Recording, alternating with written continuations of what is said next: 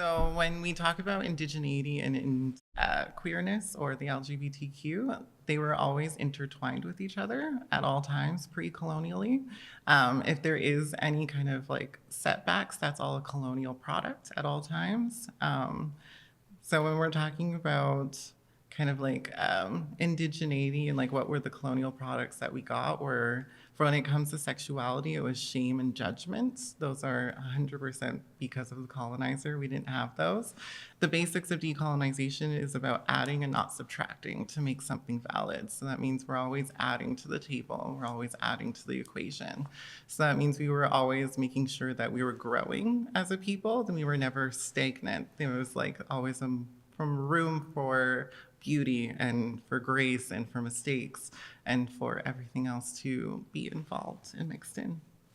If you were to do like a Venn diagram of like queerness and my indigeneity, it would just be a circle.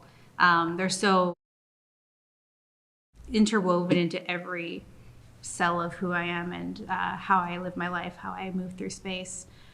That to take either one away from me, it's impossible. They shape my thoughts, they shape my actions, they shape how I treat people, how I treat my partner, how I take care of my spirit, how I take care of my family, my friends. It was my indigeneity that helped me find safety in my queerness, because for a lot of the time I had been given this like Western concept of what queerness was, and it was almost used to the point where I would find that people were using my queerness as a way to access me, where that's not what I wanted. I just wanted, my identity. And so by falling back into being indigiqueer, I was able to just like find a safe space that I could just be and just exist without having to worry about all the things that come along with colonization.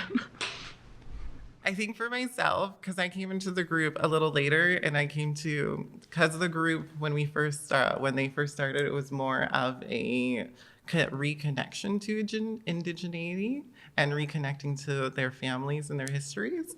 I came in like a wrecking ball because I was lucky enough to have Mama Glitz, who did the work of reconnection, not only reconnecting her indigeneity, but doing the decolonization work on top of it.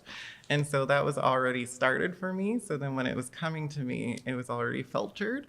And so now that whenever I do any kind of art, there's always going to be form line, there'll be bracelets for protections and shells at all times. I always try to make sure that because I'm Indigenous and Black, I always have to make sure that I still share and put at the forefront my Blackness. I always make sure that I mix in like hip hop and rap and pop music and R&B, and making sure that it's Black artists, or at least a Black appreciation at all times within my art form. Everything I do is gay Indigenous art. By just, being from my brain, is I've brought in things like I learned fancy shawl dancing.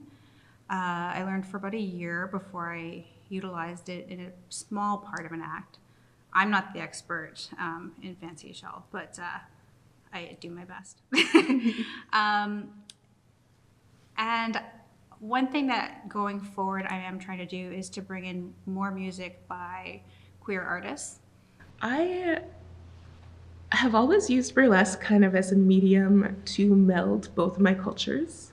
I think any art form that I do, like my beading and stuff like that, it's always been the safe space that I could imagine, like the futurisms of what this looks like, to be existing in both spaces at once. Even though as a person, like I always exist in both spaces at once and try to bring that to the table, but how I'm perceived by the world, is dependent on how the world perceives me.